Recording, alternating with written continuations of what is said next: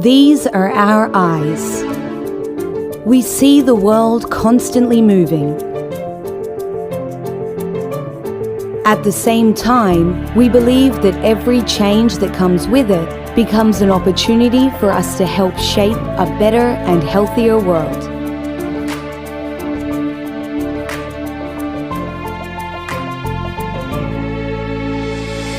These are our ears.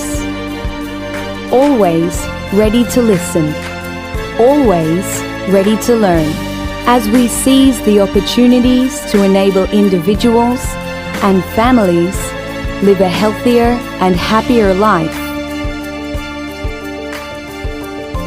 Develop resilient and thriving communities, shape sustainable consumption, and protect resources for future generations.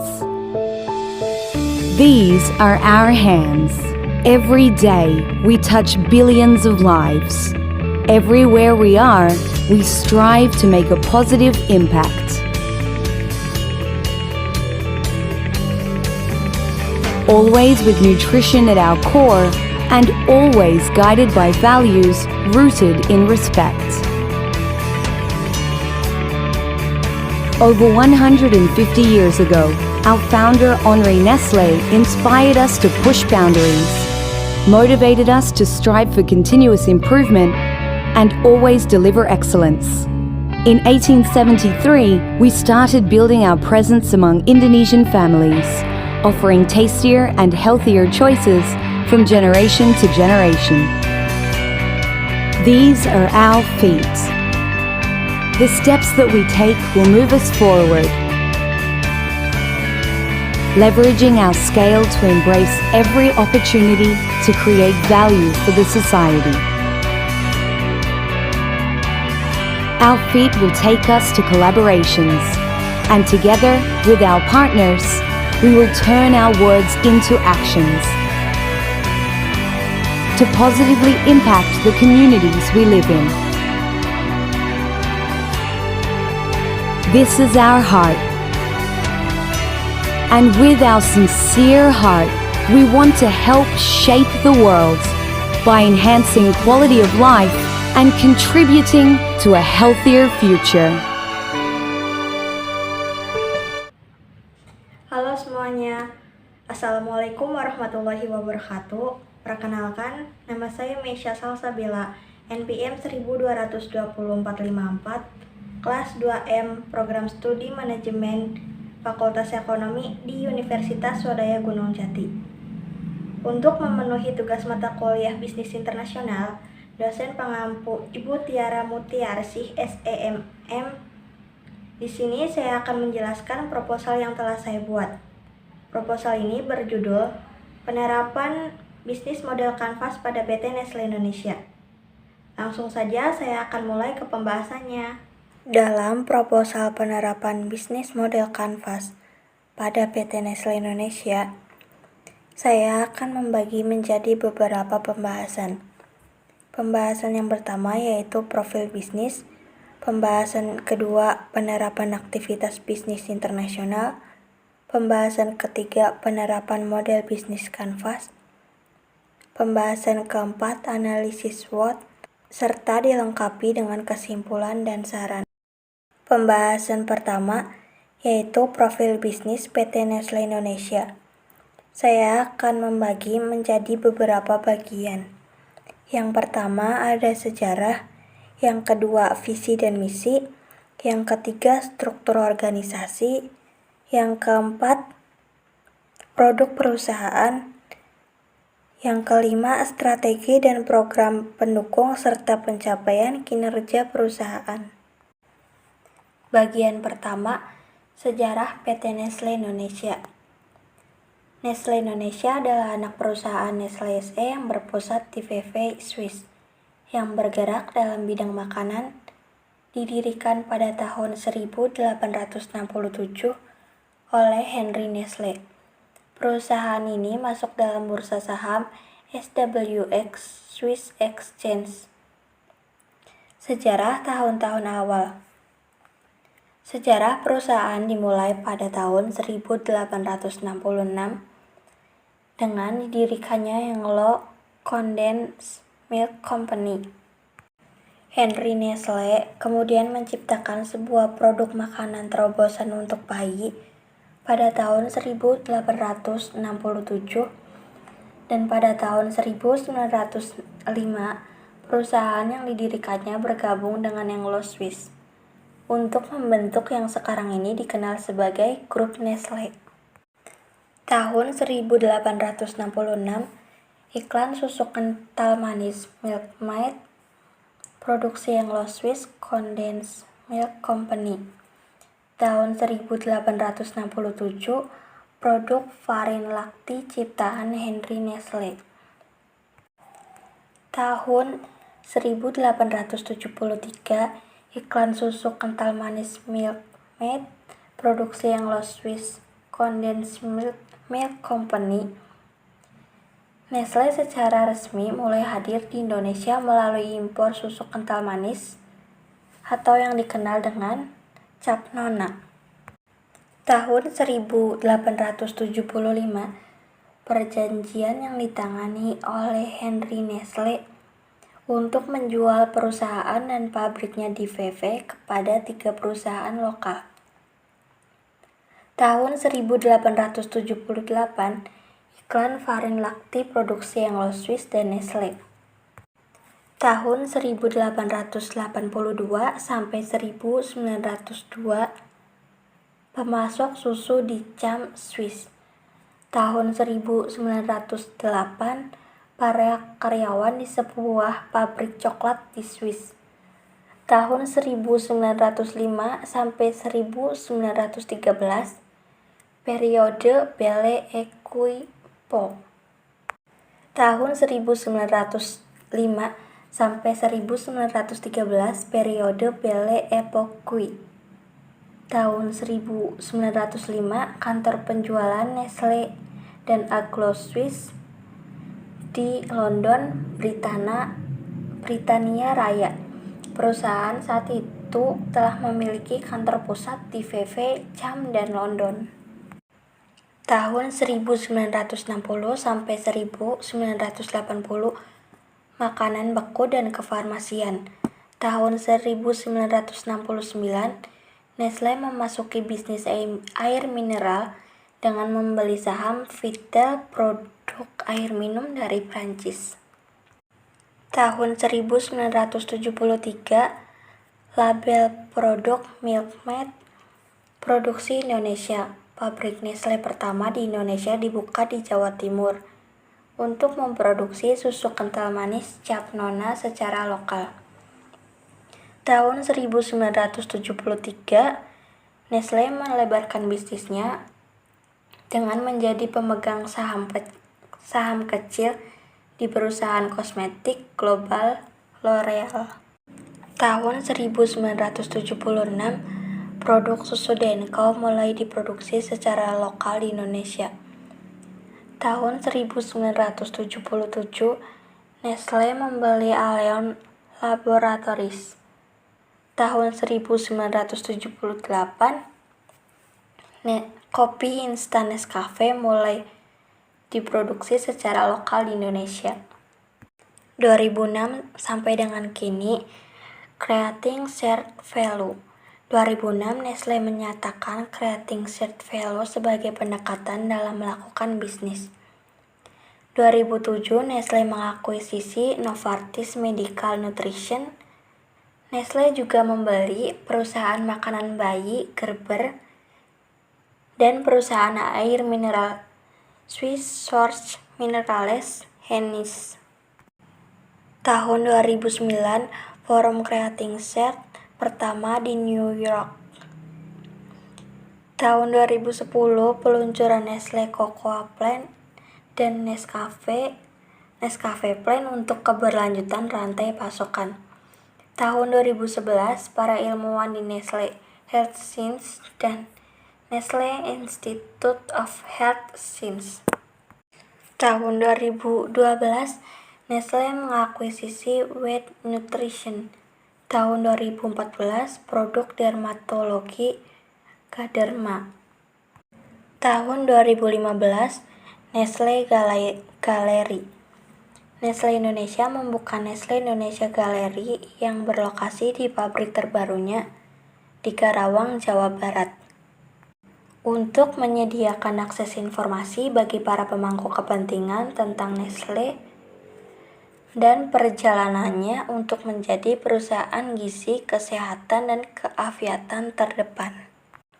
Berikut saya lampirkan gambar tampak depan PT Nestle Indonesia di Karawang, Jawa Barat. Bagian kedua, visi dan misi PT Nestle Indonesia. Visinya sebagai perusahaan produksi makanan terbesar di dunia, Nestle memusatkan perhatian untuk meningkatkan gizi, kesehatan, dan keafiatan dari konsumen. Para karyawan Nestle berdedikasi dan termotivasi untuk memproduksi produk berkualitas dan membangun merek-merek yang memenuhi kebutuhan konsumen.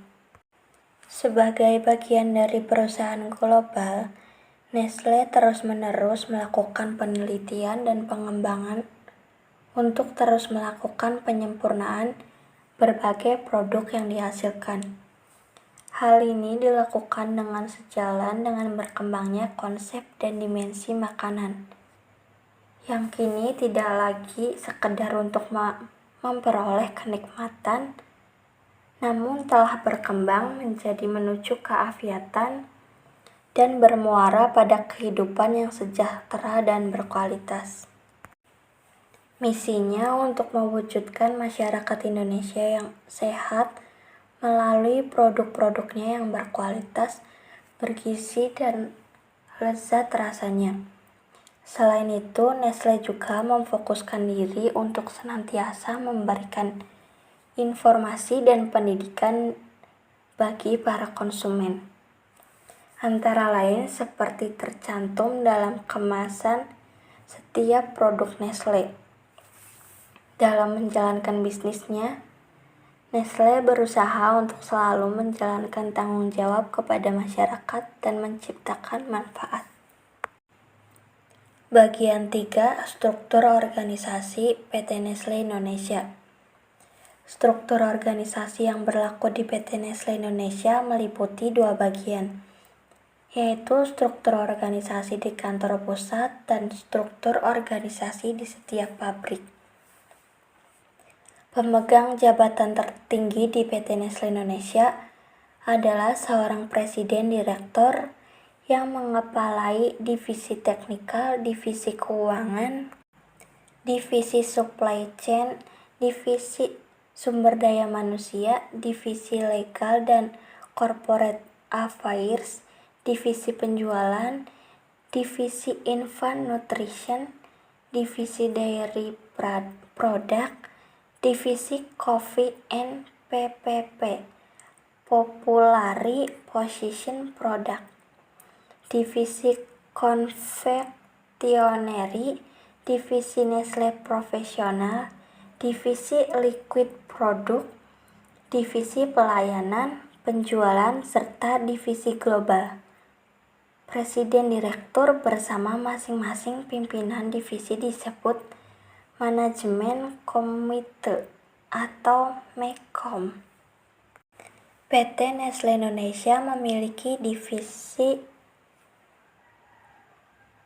PT Nestle Indonesia dipimpin oleh seorang manajer pabrik yang dibawahi beberapa departemen, yaitu FICO, Finance and Control, HR, Human Resource, Engineering, QE atau AG, Quality Assurance, dan Application Group, Produksi, RPU, Resource Planning Unit, IPOD, Industrial Performance, Operational Development, dan Training and Safety, Health and Environment. Divisi-divisi tersebut melakukan pekerjaannya sesuai dengan spesialisasi masing-masing dan tugas-tugas yang ada. akan dikelompokkan ke dalam departemen-departemen fungsional dengan struktur organisasi mekanistik ini.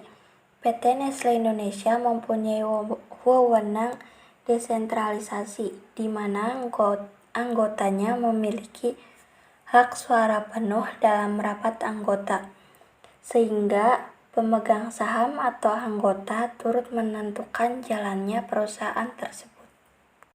Struktur organisasi mekanistik juga dapat menguntungkan perusahaan dikarenakan dapat bertahan dengan lama, sebab penempatan setiap karyawan telah disesuaikan dengan peraturan dan relatif tidak fleksibel. Selain itu juga, PT Nestle Indonesia dapat menggambarkan hubungan-hubungan, wewenang, kekuasaan, akuntabilitas, dan pertanggungjawaban. Kekuasaan utama pada PT Nestle Indonesia yang menggunakan struktur organisasi birokrasi atau mekanistik adalah terletak pada kemampuannya menjalankan kegiatan terbakukan yang sangat efisien dengan pengelompokan berbagai bidang keahlian yang sama ke dalam departemen-departemen fungsional. Bagian 4. Produk perusahaan. Beberapa contoh dari produk perusahaan Nestle adalah: Nestle meluncurkan produk andalannya berupa sereal sarapan untuk anak. Keunikan produk tersebut didasari pada temuan pusat riset dan pengembangan Nestle di Swiss, yang baru-baru ini berhasil menerapkan teknologi untuk memproses gandum. Hasilnya lebih kaya nutrisi tanpa mengurangi kelezatan dan teksturnya. Nestle juga meluncurkan makanan bayi, yaitu nasi beras merah dan susu Nestle beras merah, serta makanan bayi dengan banyak pilihan rasa.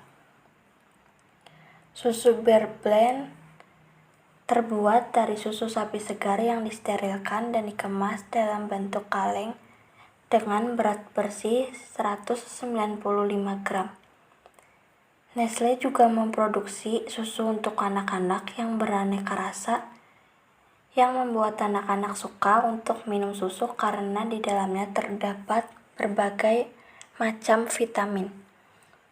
Nestle juga memproduksi coklat yang enak-enak, tanpa bahan pengawet serta tanpa pemanis buatan dan tidak ada campuran bahan-bahan kimia. Berikut kategori produk yang dikeluarkan oleh PT Nestle Indonesia. Yang pertama, kembang gula dan coklat.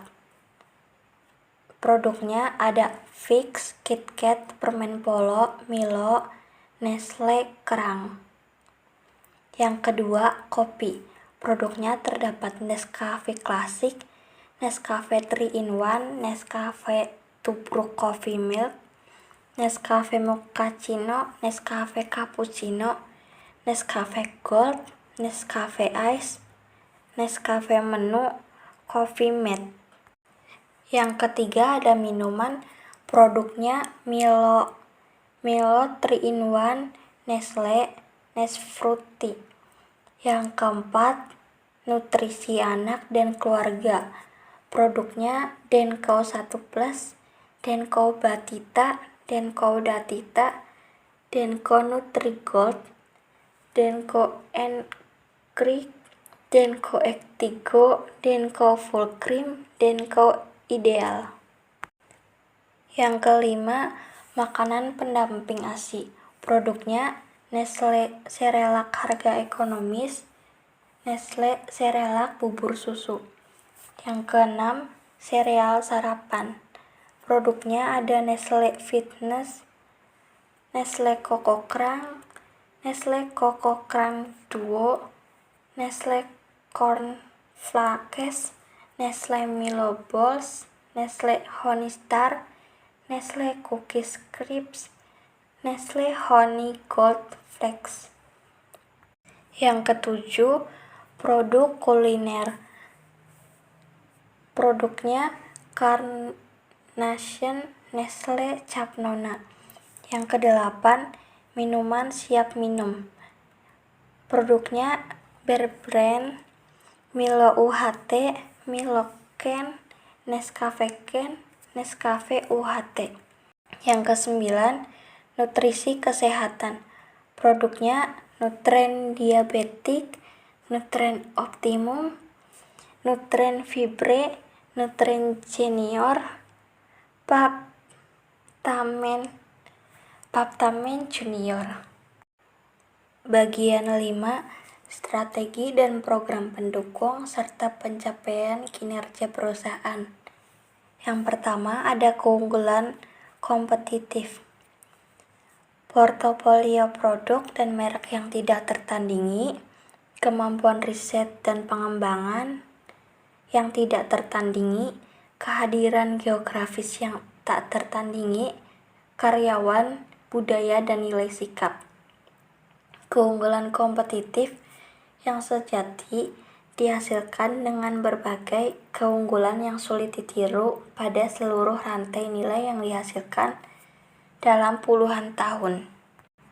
Ada keterkaitan erat antara produk yang bagus dan R&D yang kuat, antara kehadiran geografis yang luas, jiwa usaha, antara karyawan yang hebat, dan nilai-nilai yang kuat. Yang kedua, pendorong pertumbuhan. Gizi, kesehatan, keafiatan, pasar yang berkembang, dan PPP, kepemimpinan luar ruangan, premiumisasi. Keempat era ini memberikan prospek yang baik bagi pertumbuhan kesemuanya. Kesemuanya dapat diterapkan di seluruh kategori kami dan di seluruh dunia. Semua yang Nestle lakukan didorong oleh agenda gizi, kesehatan, dan keafiatan, serta moto Nestle Good Food, Good Life, yang menawarkan produk konsumsi dengan profil nutrisi terbaik dalam kategorinya. Yang ketiga, pilar operasional. Inovasi dan renovasi dimanapun, kapanpun, bagaimanapun, komunikasi konsumen, efisiensi operasional. Nestle harus unggul dalam 4 kompetisi inti yang saling berkaitan ini. Semuanya mendorong perkembangan, produk, pembaruan, dan kualitas, kinerja kerja, hubungan interaktif dengan konsumen dan pemangku kepentingan lain, serta diferensiasi dari pesaing Nestle. Keunggulan pada seluruh area tersebut membuat Nestle berorientasi pada konsumen, mampu meningkatkan kinerja pada semua aspek penting, dan meraih keunggulan dalam pelaksanaan. Pembahasan kedua, penerapan aktivitas bisnis internasional PT Nestle Indonesia. Bagi perusahaan multinasional seperti PT Nestle Indonesia, Nestle mempunyai konsep multinasional dengan mengadakan program Creating Shared Value atau CSV. CSV merupakan kegiatan bisnis yang menciptakan keuntungan atau manfaat bagi perusahaan dan masyarakat dalam jangka panjang.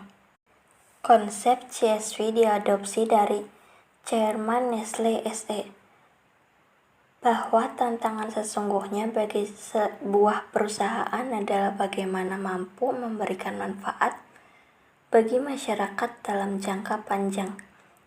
Kutipan Peter Brabeck-Letmat. CSV ini fokus pada 3 bidang, yakni nutrisi, air, dan pembangunan masyarakat perdesaan.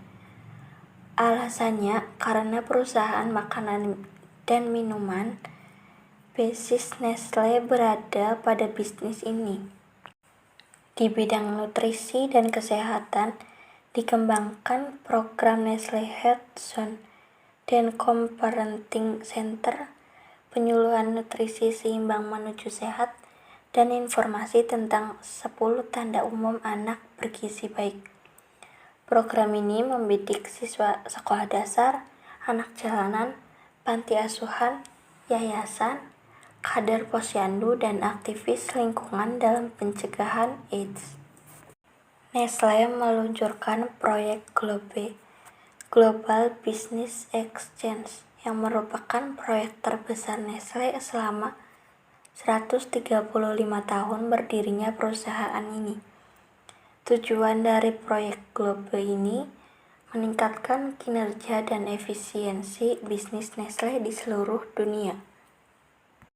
Proyek Global ini merupakan sistem ERP (Enterprise Resource Planning) yang menggunakan software SAP implementasi mysap.com termasuk Workplace, SAP 3, BW, APO, CRM, EBP, dan Knowledge Workhouse. Proyek ini terbagi menjadi 4 kegiatan pokok, yaitu Business Exchange, Data Standar dan Data Management, Information Technology, dan Global Template.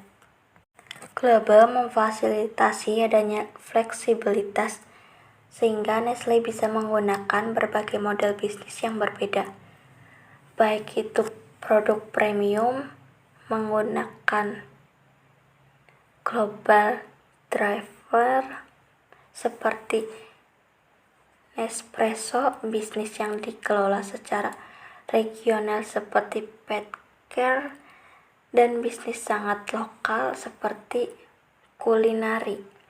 Bisnis yang berdiri terpisah seperti Jenny Craig, atau bisnis yang service driven, Gerber Life. Global memungkinkan tiap bisnis untuk beroperasi dengan strukturnya yang paling optimal untuk mendorong timbulnya permintaan. Proyek Global memang sudah tepat dirancangkan Nestle karena ERP sistem sekarang sudah menjadi kebutuhan perusahaan-perusahaan global yang ingin tetap kompetitif di persaingan bisnis global.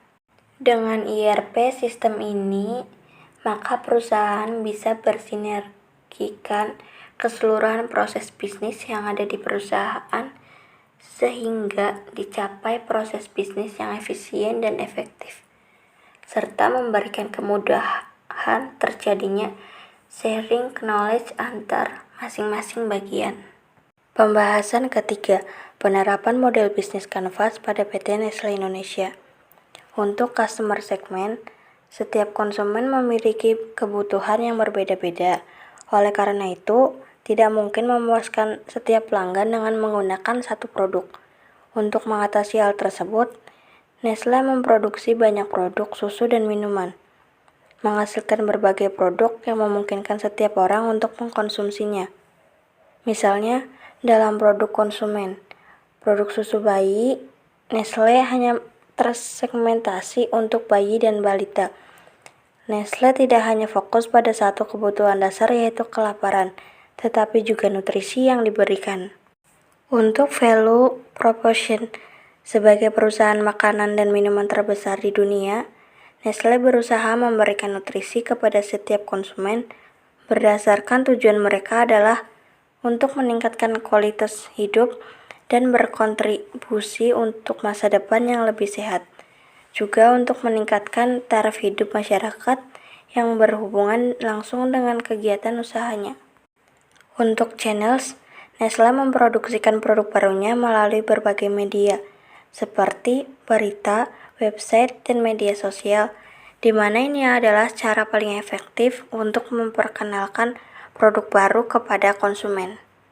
Untuk customer relationship, Nestle menekankan pada penggunaan teknologi informasi saat ini, yang mereka yakini akan menghadirkan peluang jangka panjang bagi mereka untuk menjual produk mereka.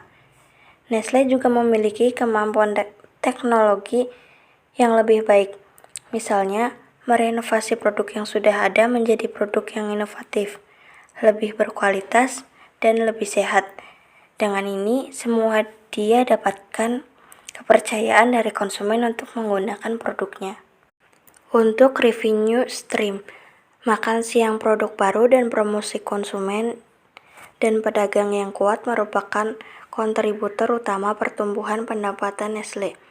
Perbaikan kinerja tersebut ditopang oleh peningkatan penjualan domestik, terutama pada musim perayaan, serta pertumbuhan bisnis ekspor Nestle.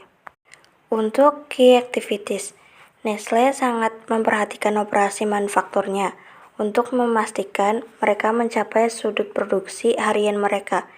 R&D mereka mencoba memproduksi bahan penyerap baru untuk diperkenalkan. Nestle memiliki kemampuan pemasaran strategis yang cukup efektif. Untuk key resource, salah satu sumber daya utama adalah pabrik produksi yang mengacu pada lingkup geografis seperti global, regional, atau lokal. Ini adalah faktor utama saat produk pertama kali diperkenalkan untuk memastikan orang-orang terdekat menerimanya sebelum masuk ke produk skala yang lebih besar. Untuk key partner, Nestle menjalin kemitraan dengan perusahaan lain untuk mendapatkan nilai finansial dan sumber daya lainnya, selaras dengan dampak dan skala. Analisis juga membantu bersarang untuk mengatasi masalah yang terjadi atau untuk menambah nilai pada pemegang saham mereka. Untuk cost structure, setiap tahun Nestle menghabiskan sekitar $350 juta untuk penelitian dan pengembangan dermatologi untuk menghasilkan produk mereka berkembang menjadi lebih baik tergantung pada lingkungan dan kondisi.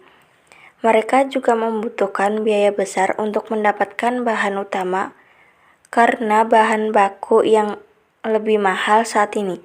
Kenaikan pajak dan material lainnya menyebabkan kenaikan biaya produksi setiap tahunnya.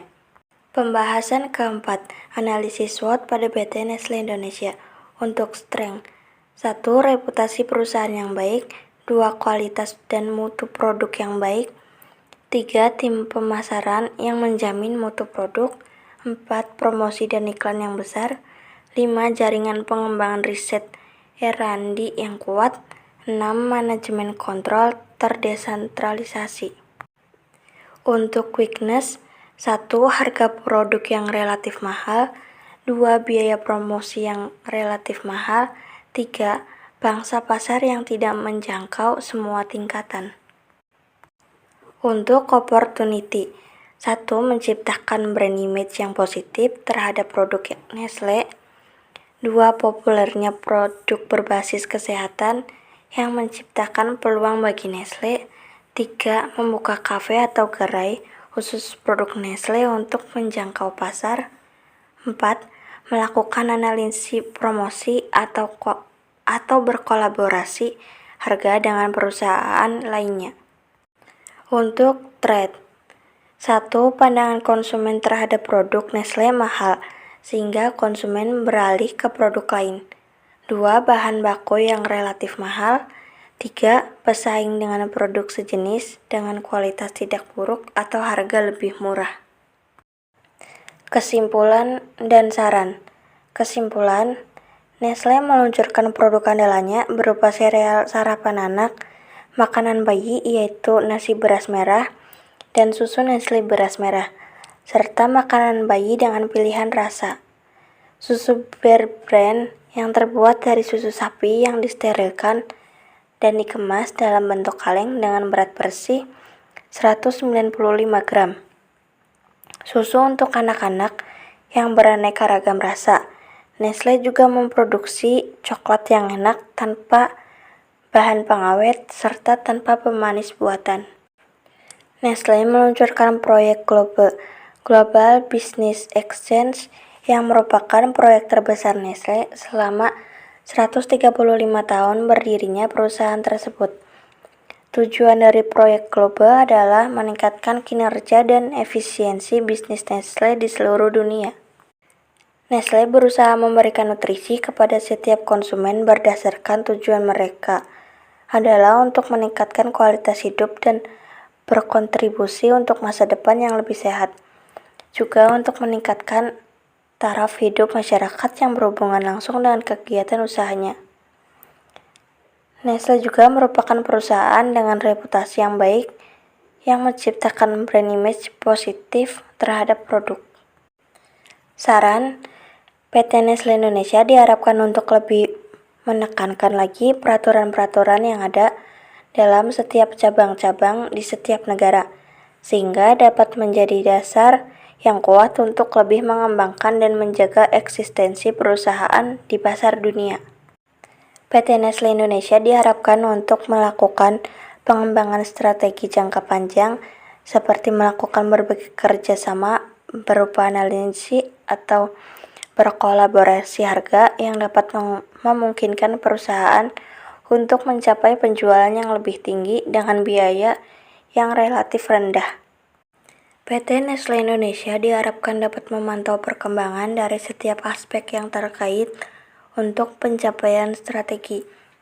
Perlu adanya dukungan dari aspek-aspek pelaksanaan, pengawasan, struktur organisasi, sistem informasi dan komunikasi, motivasi, iklim kerja, serta pengajian dan budaya organisasi.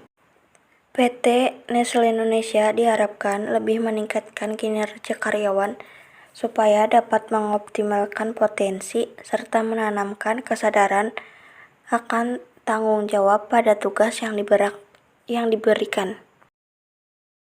Sekian yang dapat saya sampaikan mengenai proposal penerapan bisnis model kanvas pada PT Nestle Indonesia.